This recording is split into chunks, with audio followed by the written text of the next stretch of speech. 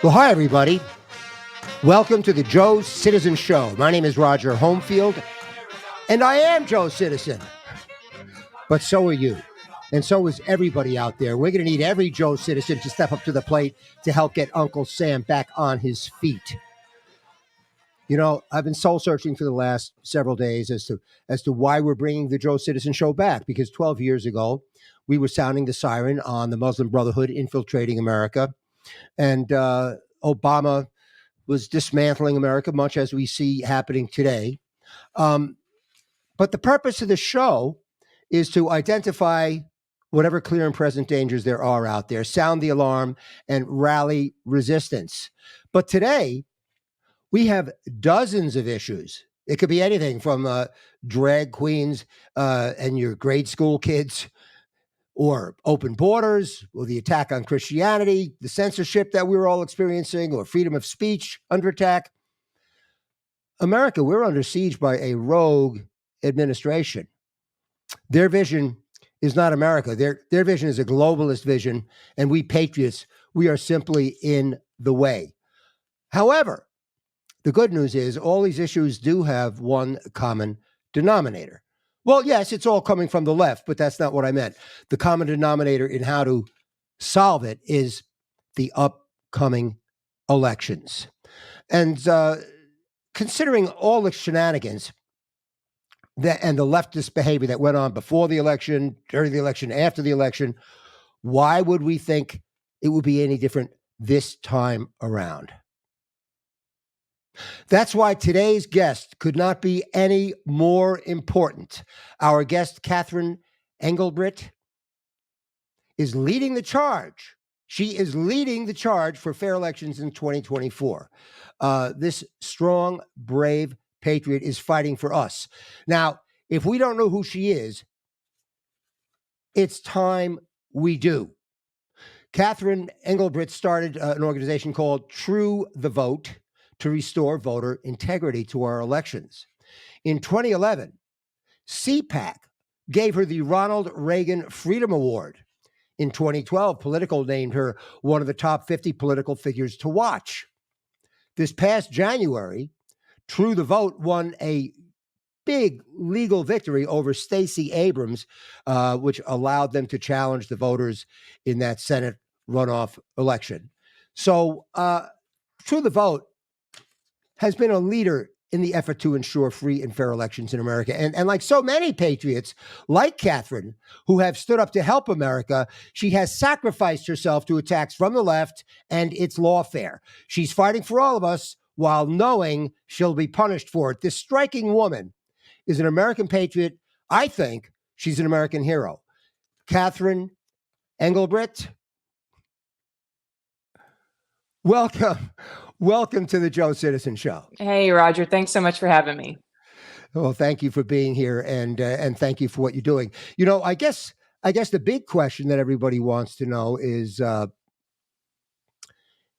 are we doing? How are we doing as far as getting rid of these bogus COVID-19 voting laws that we had, so that we're not hamstrung with the mail-in ballots and the drop-off boxes and all that stuff going into this next election? How are we making out?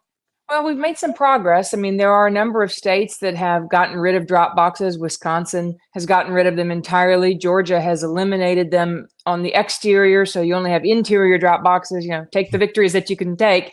But more than anything, people are aware of the insecurity around drop boxes, and so that's a victory. We've seen states begin to reel back in on the push for mass mail ballots. Again, that's a victory. There are large and small victories of that sort all over the country. But the greatest, by far, the greatest victory that we have seen coming out of 2020 is that we now have millions of Americans that are very aware that there is a problem with our election process, and they have their eyes open and their ears alert, and they are serving and reporting and not just going to, watch the process continue to erode.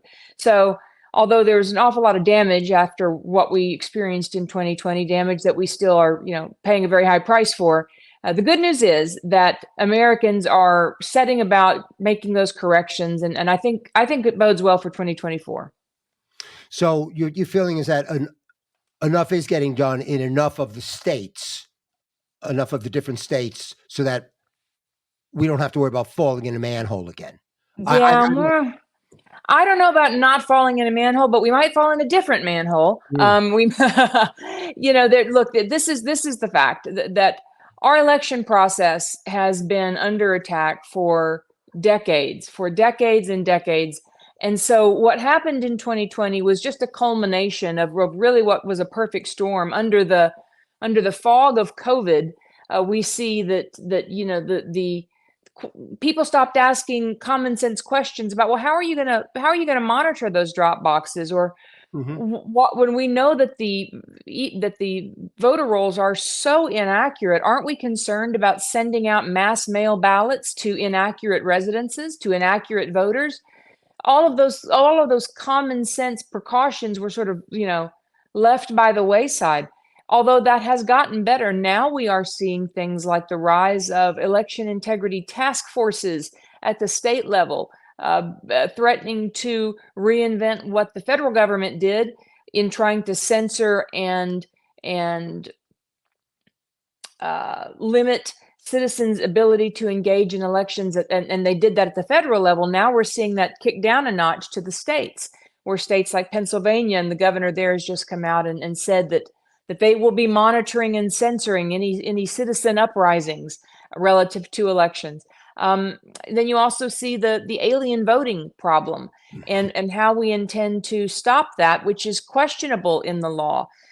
That's probably the number one thing that we're concerned about now at True the Vote, and taking a hard look at what can be done. So, there are still many things that we should be concerned about, but I just can't stress it enough.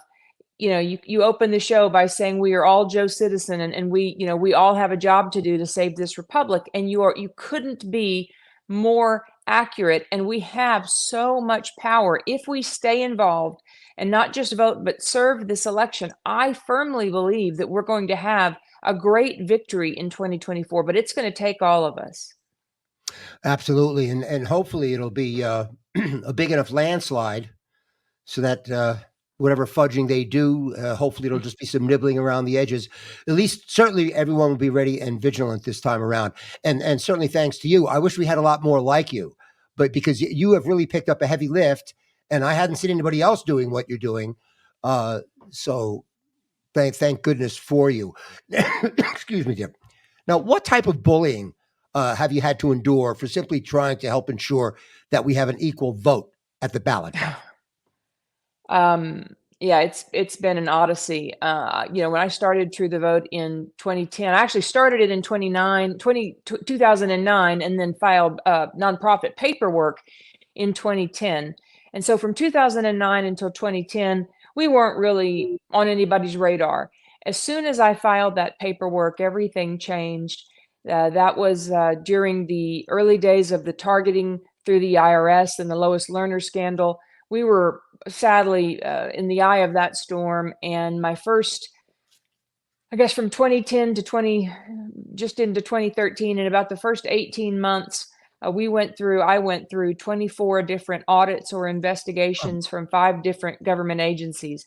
So that was before sadly, it's all too commonplace now, but back then, it was very unusual to see the kinds of things that were happening. And even I didn't understand it. I thought, well, what have I stumbled into? Mhm. If I felt like I could hear the wings of the black helicopter over my shoulder, but as the years have ticked on, I realized that what we are doing is a great threat to the totalitarian efforts that are underway in this country, and the silencing of citizens, and we stand to upend that. And so they need us silenced, and they have gone to great lengths. So I was put in prison briefly for a law case that we were involved in 2022. We routinely get death threats and all manner of attacks on those fronts. So I mean, it's not a bed of roses, but it is what it is. It's not going to stop us. Well, this is because the loyal opposition is no longer the loyal opposition. The opposition is now a bunch of communist thugs, and it's really nothing less than that in my estimation. Now, was the lowest learner thing, was that the first thing that came at you? Because, I watched the Super Bowl that year, and, Bill O'Reilly, we interviewed President Obama at halftime, and he said, well, President Obama, don't you think that maybe there just was a little bit of bias that was in there about these groups and being targeted? And of course, Obama said, no, not even a smidgen.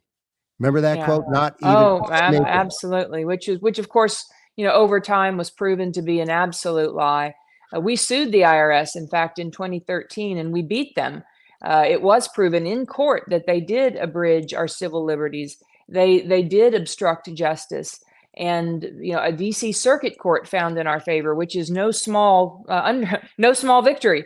Mhm. It was pretty big deal, but Did you get a big apology headline in the paper apologizing to you? yeah, no. Yeah. And in fact, they went on to fight for an additional, the IRS went on to fight us for an additional, let's see, 18, 19, 20, 21, an additional 6 years in order to not have to pay attorney's fees. It's only now, just in fact, like just a few months ago, having been settled. It's outrageous. It's outrageous, all the things that we've seen and endured. But it all gets down to, why are they so scared of True the Vote or of me? Because we have the opportunity to rally the people. And that's what, as President Trump often says, they're not coming after me. They're coming after me to get to you. I'm standing in their way. And in some regards, that's exactly what we're doing. We're standing Exactly. in the way. And that's what they fear the most. And the totalitarian mindset fears the most is free will. If we remember the authority that we have in this country, that the power of government really does come from the people. If we embrace that, they're done. They're toast. And so they can't allow for a group like ours or for work like mine to rise any more than they can absolutely work to prevent. And it's just been a battle for all of these years, but I don't scare easily, and here we are. Well, lucky us. No, no facetiousness there whatsoever. Now, you got into some trouble over this voting machine business, right? You had a source about information about election logistics software and this and that, and they really came down hard on you over this. And yet, I'm looking at all these articles that are coming out now, Catherine. Let me read this to you. Computer expert hacks Dominion voting machine in front of the judge, changes votes with a Bic pen. This wasn't 3 years ago. This was like in the last A few month months or so. ago. That's Yeah, right. it's just recent. It says the expert, Professor J. Alex Halderman from the University of Michigan, demonstrated how he could use a Bic pen and a smart card to easily copy, edit, and change votes within seconds. And yet, we have been told over and over and over again, the machines are fine. You question the machines, we're going to come after you. Lots of people had all kinds of problems because these Dominion and other owners of these machines went after anybody that questioned them. Yeah, So, absolutely. so I guess we can't question the fraudsters, Yeah. the election Well, deniers. yeah, in our case, it was even a little different than that. What we had identified was a Chinese Communist Party front group, a company called Conic, that was operating here in the States in some of the largest counties in the country and in certain states, managing military ballots. And they were housing all of the data in China on China's servers. But it's much more than just housing the data. They had access to all manner of election facility management. So if you wanted to cheat an election, they had every password that you would need, every insight into who was working the elections, how not only what the machines were, but what the passwords of the machines were. And no matter how you slice it, it's not okay for it to being run out of China. I mean, that should be, pretty obvious. So we turned that information over to the FBI. They were very interested. They worked with us for 16 months, or I would say now, looking back, I would put that in quote, they worked with us. We really thought that we were making headway. But at some point, our case got noticed by the DC office. And when headquarters got involved, the tables were turned, and suddenly we were on the receiving end of the wrath of the FBI. We went public. When we went public, the company in question sued us. When they sued us, they brought it. This is also crazy, I know, but they brought a federal judge out of retirement to issue a temporary restraining order that we didn't know about until we read about it in the paper, then brought us into court and arbitrarily said that if we didn't give them the name, or if the judge said that if we didn't give them this certain name that was immaterial, that he was going to put us in prison without bond. And so we wouldn't give him the name, and that's exactly what he did. He put myself and my partner in prison, and we were in a federal penitentiary for in solitary confinement until an emergency judgment from the Fifth Circuit Court of Appeals brought us back to freedom.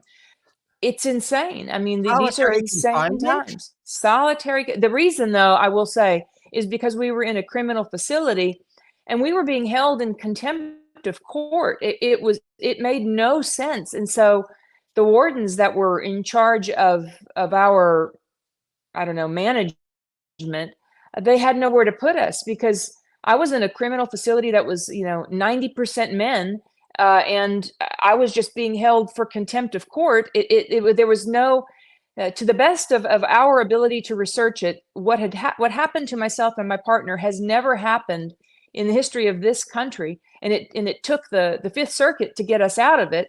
The judge ended up recusing himself. I mean, the whole thing was just out. And then after all of that, then the company that came after us, that thought that they had the federal judge wrapped up. Once they realized that it wasn't working in their favor, they just dropped the case.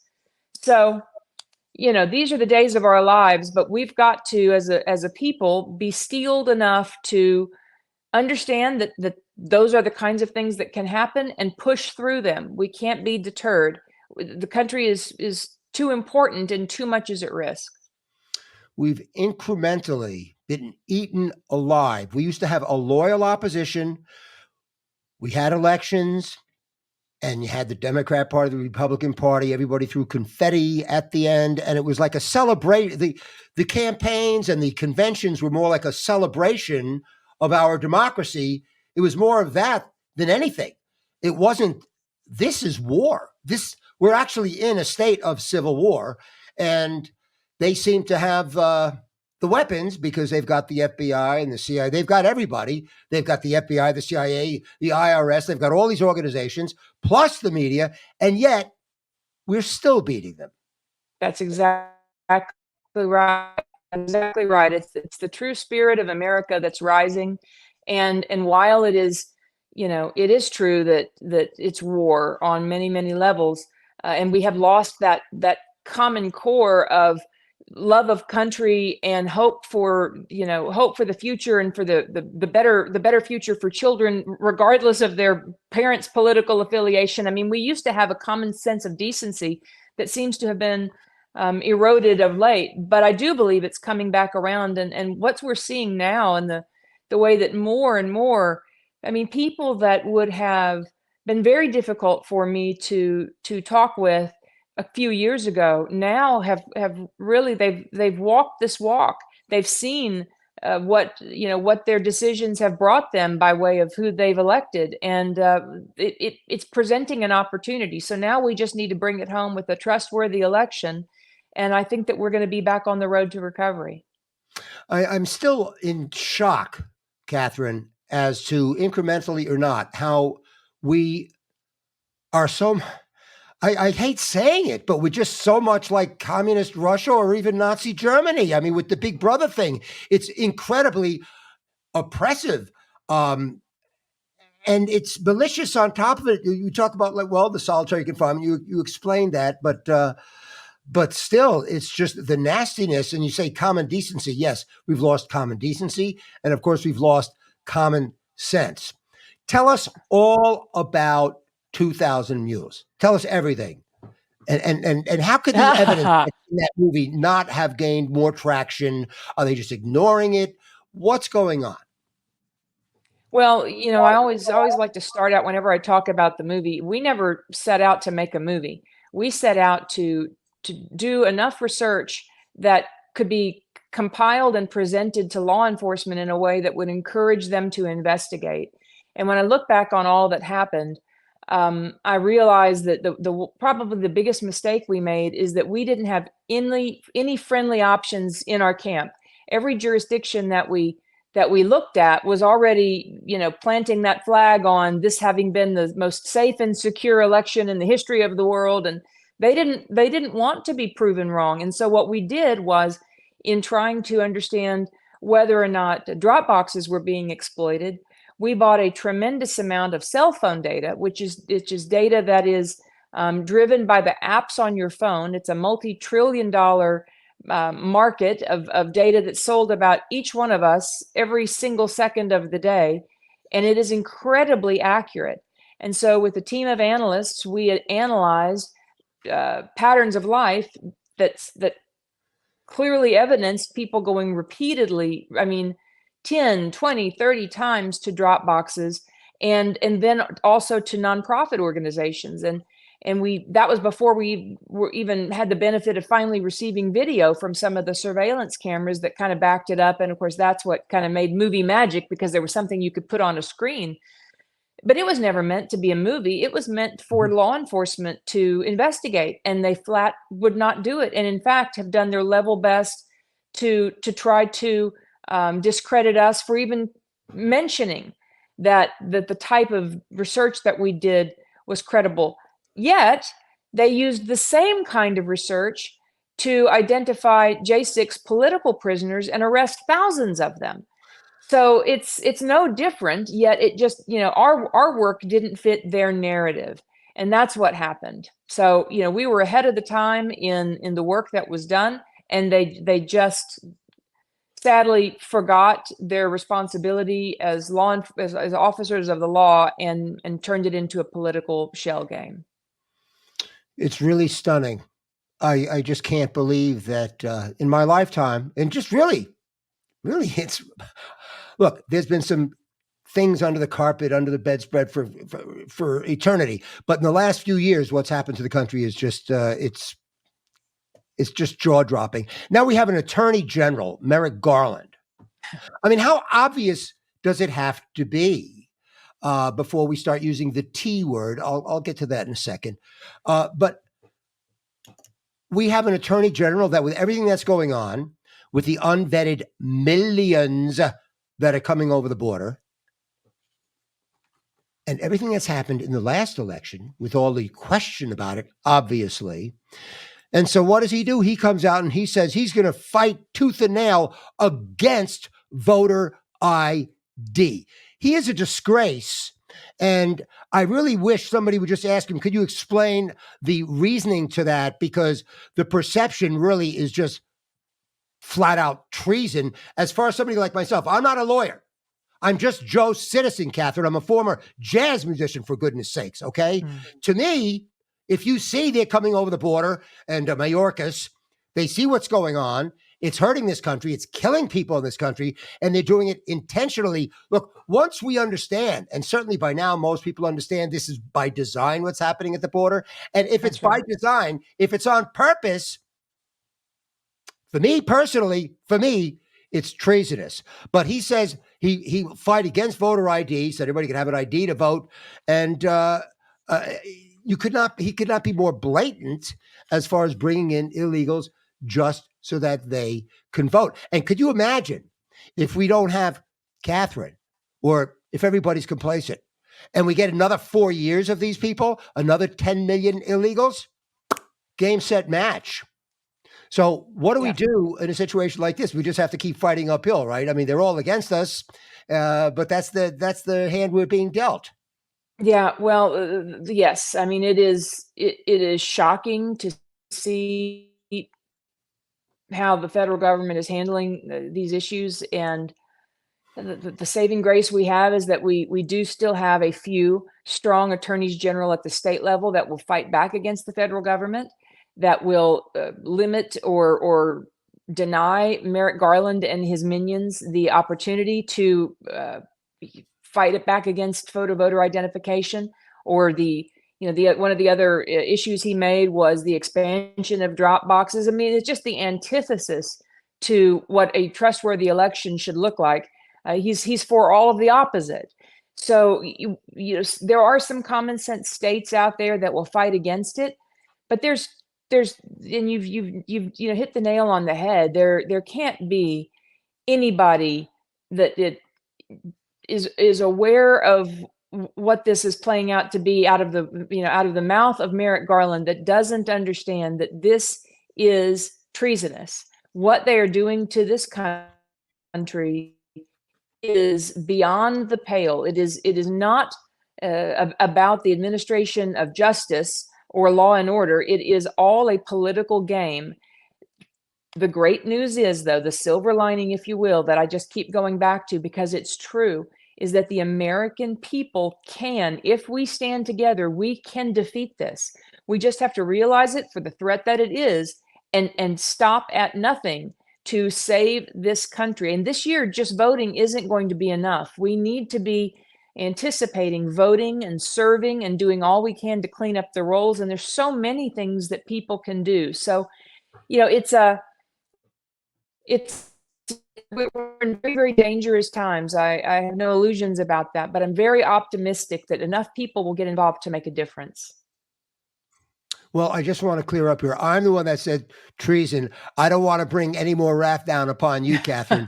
We need you out there. You don't need any more grief from these people. Now, there's something else I saw from Front Page magazine, and I've known about this for a long, long time. That was my wheelhouse with the Joe Citizen Show 12, 14 years ago. And that is that Islamic groups are out to hijack the elections too for their own interests. It's a very well-woven plan that they have. It's not a casual type plan. It's a very smart network. I used to have a guy, Marshall Frank, on the show a lot. He was in law enforcement for 30 years. And he used to tell me that jihad was genius. And I always thought he was going overboard when he described it that way. I thought, well, it's not genius. He was right. I mean, they really have a systematic way of just getting in there and getting the hold on things and not letting go. Is this something that's come to your attention whatsoever, that Engage and some of these different groups are really trying to stack the deck for themselves? I mean, you can't fault them for putting their people in there to run and win, because anybody can do that. That's America. It's upon us, though, to know what the heck is going on. And I'm just curious, is that something that anybody has brought before your eyes? Years ago, we were very aware of the prevalence of people that followed the Islamic faith that were becoming far, far more involved, notably more involved in working for as precinct chair people and low level down ballot kind of stuff, making sure that any office that was left open, any position, you would find someone who's seemed to be of that alignment. I don't know any more about it than that, except to say that was notable. Where we've seen, just because of the kinds of research that we've done, far more sort of troubling patterning is coming out of China and what China is doing inside of our elections. But certainly all of this could be addressed if we were following proper standards. Now, I mean, clearly you can be of any religion and run. I mean, as long as you have good intentions, I have no issue with any of it. But it's the coordination and the things that our history has told us about certain relationships that tend to go badly.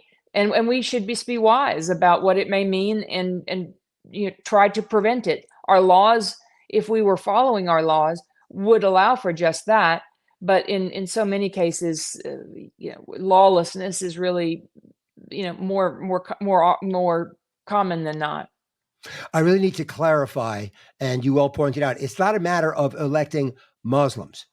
Okay, it's what their beliefs are, and the Muslims that have been elected, in my estimation, are cultural jihadists.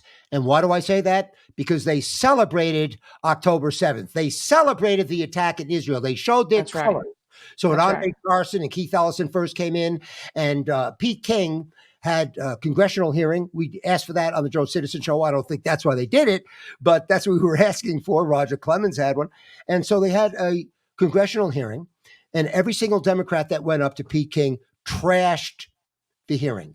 They said it was all about civil rights and it was racist. And Keith Ellison was literally crying alligator tears. And so this article from Front Page, it describes what all these elected cultural jihadists like Ilhan Omar and Tlaib, it specifies where they're from and what their reactions were to the terror attack. So basically, don't call me a racist or a bigot because I don't want cultural jihadists in my government, thank you. And if they are applauding what Hamas did, then they're pro-terrorists. And it appears that the Democrats, they don't just have the squad, they have a terror ring, a terror wing of the Democrat Party actually exists. It's stunning, isn't it? I completely agree with that. Yes, and they will make. They're not quiet about it. They'll tell you. They'll tell you that they're there Well, for their, for their interests first, and it's not about the country. They took the opportunity to win an elected position, and they're using it to exploit, just as you've described. So right. it's very troubling. Now, folks, people don't understand, though. They're going to think, well, what's that wrong with that if they elect Muslims? There's nothing wrong with it, as long as they're not Sharia compliant, because That's if you're right. Sharia compliant, that means that it's your job to spread Sharia law. And if you do it with the sword, you're a jihadist. If you do it with the pen, you're a cultural jihadist. Either way, you're spreading Sharia law. Oh, well, what's wrong with that? Sharia law and the U.S. Constitution are not coexistent. They That's cannot right. coexist. Sharia law, when they want Sharia law, it's to replace the Constitution, not work with it. And I see you have a kitty behind you. Yes. Sorry. No, don't be sorry at all. Usually I've got one sitting right back here too. Yeah. I don't want to keep you later than you can. It's a little over 32 minutes. You have to run off. Yes, I do. I didn't. Yeah. Thank you for even mentioning it. I lost track of time. It's been a pleasure to visit with you. But yes, I've got to roll to my next interview. Okay, then just tell the folks where they can find you and promise me you'll come back. But let everybody know. Absolutely. Yes. You can find us at truethevote.org. And we've got all kinds of ways for people to get involved. Just click on engage and you'll see the various ways that we've put together for people to connect and serve and, get on our newsletter, and hopefully you'll have me back soon, and we will keep everybody together as we go down this next great adventure. That's great. Anytime. I'm going to let you go right now. I'll rave about you some more after you're gone. Thanks so much for being on the Joe Citizen Show. Thanks for having me. Ladies and gentlemen, it doesn't get much better than that, really. This is exactly who we need. This is exactly what we need, because we could have food fights from here until next Christmas if we're allowed to have Christmas by next Christmas. We could fight all day long about all the different issues that you read about and you pull your hair about and you get so upset and you say, this is outrageous. Yes, all these different things are outrageous, but they're all happening because the country as a whole is under attack. Our culture's under attack. Our religion's under attack. Our everything that we know and love is under attack because they want to shrink the United States of America. They want to throw a big vat of preparation H over us, cut us down to size so that we're small enough to fit into the black hole of New World government, never to come out again. We can't let that happen. America is about individualism, rugged individualism. Not everybody be the same. Socialism, everybody's the same. Heck, I think they want the same sex, unisex, unirace, everything. They don't want people to be different. And that's not how America was founded. That's quite quite the opposite. But I really think that we had a real hero on today with Catherine Engelbrecht, but we need a lot more to step up as well. I'm going to take just a little break for myself here. I'm going to play for you a parody because I did decide I'm going to dedicate the show between now and the election on winning this election. Because if we don't win the election, there's really not a whole lot more to talk about. There really isn't. And another 4 years, forget it. It's hard to recognize America now, isn't it? With the tents and the needles and the feces and everything. Give me a break. It was never like this. Another 4 years, we wouldn't even recognize it. All right, here's a parody. Let's see if you like this. He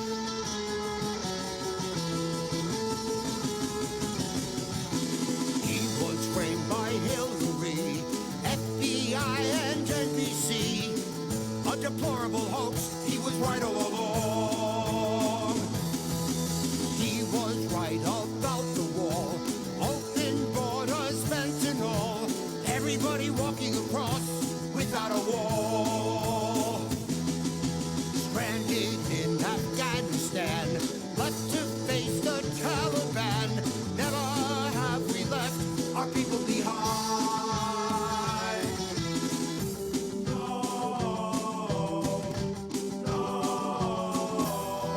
Don't tell us what to say. Don't tell us what not to say. Freedom of speech is the American way. So keep your hands off Christmas, the flag and our traditions. He was right about that. He was right all along. You may not wanna hear it. Some of you may fear it. Trump always ended up right. He was right all along. You may not wanna hear it. Some of you may fear it. Trump always ended up right. He was right all along.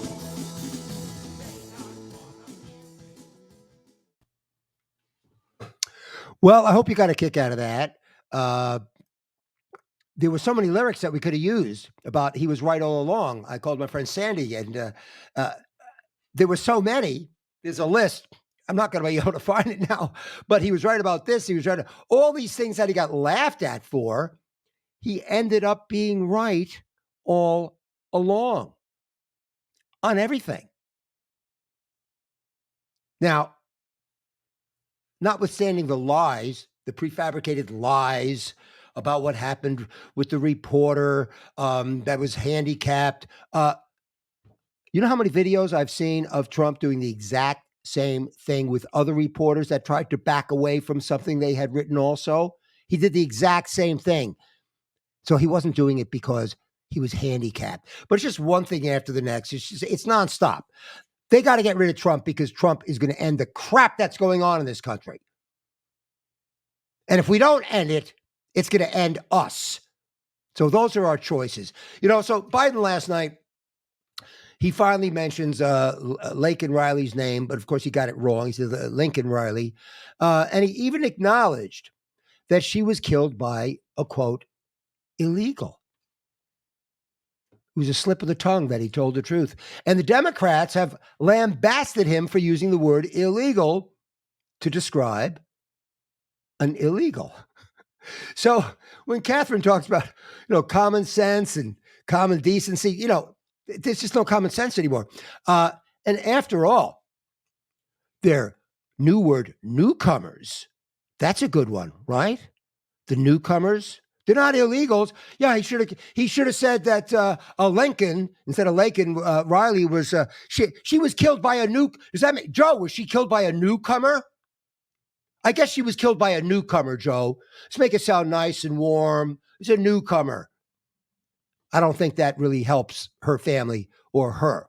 And we're all being attacked by these words in sheep's clothing. They're changing the vocabulary on us. You notice nobody asked your opinion on it. Nobody consulted us, right? Nobody consulted you about this. Here are new words. You better learn them. And if you don't, we'll cancel you. Diversity. a wonderful sounding word. But when I first went with Joe Kaufman to the school board committee of diversity in Broward County, they kind of had things mixed up. And that's the problem with these words. And that's why they use them. Their idea of diversity was having a pro-Hamas person on the board. And we tried to explain that's not diversity. I mean, we wouldn't have had a Nazi sitting at the board during World War II, would we? So common sense, really fleeting from this country. And I went to another diversity meeting there with the school board, and I'm going to tell you, they've got everybody so BS, so bull-sugared, so gaslighted. They have these folks there believing that this is a civil rights issue because the Muslims are not white. I didn't know they weren't white, for starters. I didn't know that it was a civil rights issue because they're brown. I never thought of them as brown. I still don't. But they were crying at this board meeting that civil rights is going back 100 years. Wait a second. It's the Islamists. Now, I'm not saying every person of Islam, an Islamist. That is a radical, okay? There's only one Islam. There's no radical or moderate Islam, but still for our purposes, so people can follow along, an Islamist is radical. An Islamist is somebody who may very well do you harm. But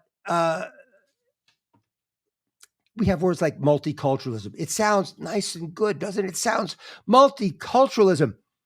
Only one problem, folks. We're supposed to be a melting pot.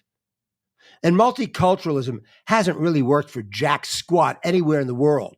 A number of years ago, back when I had this show, 3 of the European leaders, I think it was Macron, Merkel, and from Britain, I can't remember which one it was, but all 3 of them came out on the same day and said that multiculturalism was an abject failure. So why do they keep doing it? Look, it didn't take a genius to see what was going to happen to these countries with the mass migration. What was the reason for the mass migration of all the Muslims leaving the Muslim countries and going into Europe? Did anybody ever explain what that was about? Because there's something called a Hajj, H-A-J, and it's part of jihad, I guess, spread out by the millions. Get ensconced in the country, set up your own little thing. They've got a whole network, a way of doing things. And look, the end game for Islamists is the caliphate. The caliphate means you take over the whole world. This is not just lip service. They're serious. A one world country called an ummah, a one world Muslim country is called an ummah. And it seemed quite obvious that that's what this mass migration was really about. And then people like Geert Wilders, who now finally has gotten elected, but 14 years ago, they poo-pooed him. Of course, he was an Islamophobe. I was an Islamophobe. Joe Kaufman, Alan West, Joyce, everybody's an Islamophobe, which is garbage because there was no irrational fear. There was a rational fear. Now, if you're Joe and Martha Muslim, and you come to America to join us, to be part of us, knowing that this country is populated by Christians and Jews, and you love our way of life, and you want to join our way of life, and you want your children to be able to join our way of life, then we welcome you with open arms. And it's always been like that. On the other hand, if they're coming here to change us, to change who we are, to change our culture, to change our society, then that's not immigration. That's invasion. And that's exactly what's been going on. Now the good Muslims, the peaceful Muslims that have come here have been disappointed to find that Uncle Sam, the United States government, who do you think they're in bed with? They're in bed with the Muslim Brotherhood. Thank you, Obama. They're in bed with CAIR, C-A-I-R, Council of American Islamic Relations. They're unindicted co-conspirators in the Holy Land Foundation trial. Biggest terror trial of all. They're Hamas in suits. And we Americans are so gullible, but not for a bad reason. We're gullible because we're good people, despite the fact that you always hear the complete opposite at all times. They're using our very good-hearted nature against us and always have. And our Constitution. There's so much I could talk to you about, the 6 flying imams. People don't understand we're the victims. And everybody's been brainwashed to think that they're the victims. And they really play that role very well. Now, I'm not saying none are. The peaceful Muslims that have come here that want to join America, we love you. I said, if you would help the FBI find a terrorist instead of running away from the FBI, because they gave them no help at all. At this point, I don't know if the FBI would even want the help. But if they would help this country, because I was on Muslim radio and I said this to them, I said, we would embrace you. You would be heroes. You would not only not be feared and distrusted, you would be the opposite. If we saw that you wanted to be part of this country and part of the American experiment, and you helped this country find and drive out the terrorists, you would be heroes. Unfortunately, that never happened. There was never a Muslim march after 9/11. You know how many Cubans marched after 9/11? How about 500,000? How about 500,000 Cubans marching in South Miami, in Calle Ocho, marching in solidarity and in love for this country? 500,000. No Muslim marches.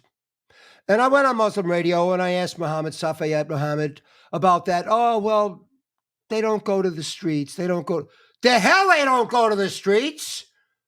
They go to the streets when it's to moan and bitch about Israel, don't they? We've seen quite a bit of them on the streets lately, haven't we? How many did we see on the streets after 9/11? Look, I'm tired of kissing their ass. It's as simple as that. I love everybody. I'm a musician. I played with every ethnic group in the world, in all parts of the world. Whether they spoke English or didn't, they spoke music. I don't even let a beetle drown in the pool. And if I had a picture of my black Cuban wife that died, I would show you that and say, she was Cuban. She loved America. She saw what was happening to this country. She saw what Obama was doing to this country. And so do most of the Cubans that are over here. They saw right through it. You know why? Because that's exactly the same act that Castro pulled. The exact same crap. Now, we need to wake up and understand it's not so bad to call an enemy an enemy. And I'm not telling you to call a Muslim person the enemy. A Muslim person is not the enemy. But if they're Sharia compliant and an Islamist, then that could be a problem. I wouldn't want one living next to me, to be truthful, because if you're Sharia compliant in Islam, every Muslim is supposed to partake in jihad. Jihad, by the way, is the spreading of Sharia law. They don't care if you spread it with the sword or the pen. So, that being the case, it has to be taken seriously. And what have we done? Ever since 9/11, everything we did made things more difficult for we, the citizens, and easier for the terrorists, whether it be the airports or whatever. And look, I am for zero tolerance of terror. I am for zero tolerance of terror. I am intolerant of intolerance. When people talk about supremacy and supremacists, the largest supremacist group in the world and in the history of the world is Islam, pure Islam, which includes Sharia law. Let me say that again, ladies and gentlemen. The largest supremacy group in the world is Islam. That is a fact. It's not my opinion. I don't like saying that. Now, does that mean all Muslims follow that? No. But those that do. So all this malarkey, to quote a not so great president, about being so protective of not calling people that could be your enemies your enemy because it sounds bad, it's politically incorrect, and it's just against the grain of everything we know as Americans, because our whole lives we were taught nothing other than there's no such thing as stereotypical groups, that is the actual wrong thing to do. And I still believe that too. But there is an exception. Unfortunately, there's an exception. And it's not my perception. It's not what I want. It's what's in their doctrines. And in Islam, they don't really care for anybody outside of Islam. And if they were to do away with every Hindu and every Jew and every Buddhist and everybody and just left to Islam, then it would come down to a fight between which Muslims are more religious than others. So the king of the mountain is, I'm the most religious. So this is something we can't take our eye off of. And I think the reason that folks encourage the Joe Citizen Show to come back is because with what's happening in the Mideast and with this influx of unaccounted for, unvetted, military age people from all over the place, many from the Mideast. Look, when we had the original Joe Citizen Show 12, 14 years ago, we were reporting that on the southern border, there was Muslim garb found everywhere, strewn all over the place near the border. That was 12, 13, 14 years ago. That was before this explosion we've had at the border. So statistically, we are in trouble because, well, you see how they do things, hostages, right? So if they decide they don't like our policy, well, then they could just start having their way over here. And it's going to be difficult to really defend ourselves because they could be everywhere. Why? We let them in. We let them in. We let them walk in. And they've been doing so probably since before my Joe Citizen Show 14 years ago. So with what's happening in the Mideast, and the shame is none of this had to be happening. There could have been peace. We had the Abraham Accords. And President Trump had, excuse me, I cursed. I said President Trump because President Trump was the one that came up with this Abraham Accords that brought peace. Israel, Bahrain, United Arab Emirates, Saudi Arabia would have jumped in. These other countries all would have jumped in because the alliance was with Israel and America to protect them against Iran. It was perfect. It was brilliant what he did. He brought Israel and the Muslim countries together so that they would all be protected from Iran. They knew that Israel wasn't going to drop a bomb on them for no reason because they don't do that. So it was Iran that they were afraid of. And so what does this administration do? It screws up the Abraham Accords, wants to go back to the Iran deal, which is the worst deal in the history of any deal. What kind of a deal is it when you want to give the Ayatollah Khomeini a complete whack job that has said God knows how many times, if he gets the bomb, he's going to use it? He said it a number of times. He will use it. He will turn Israel into a flaming pit. And after little Satan, well, then next is big Satan. They're little Satan, we're big Satan. And we just can't help being gleeful about, let's run into the arms of Iran. They've been screwing with us ever since 1976, ever since the hostage crisis over there, when we never gave them a stiff forearm in the face. They never paid for what they did. That's why they're still doing what they do. That's why I used to call Jimmy Carter the grandfather of terrorism. Because we never paid them back for what they did with our hostages. And Ahmadinejad, by the way, he was one of the hostage takers. And this is one of the fools that's coming over here speaking at the UN, and then they're treating him like a celebrity at Columbia University. Really, look, we got to figure out, does America want to be America, or do we want to have, do we want to fall? Are we going to let the communists that have come in this country, who have been brainwashed to be communists, are we going to let them destroy this country? This is the only country in the world that was founded upon the principles of one man, one vote, freedom of religion. Now, yes, I know not everybody was free, but the Constitution worked. It worked, and eventually everyone was free. Hey, in the beginning, even women didn't have votes. Look, people, we're pretty damn backwards. We're still backwards. We're still not evolving. That's the problem. That's the problem with all governments, really. It's not necessarily the form of government. It's people. We haven't evolved. We haven't evolved all that much. Certainly not enough. Newcomers, he says. Newcomers. So we've got multiculturalism, Islamophobia. What a bunch of crap. Equity. Equity, another word meant to fool everybody. Equity is not equality. That's why they use the word. All their words are meant to fool everybody, like CARE, Council of American Islamic Relations. Oh, it's CARE because they care. And diversity sounds so harmless. Yeah, unless you're mixing in terrorists.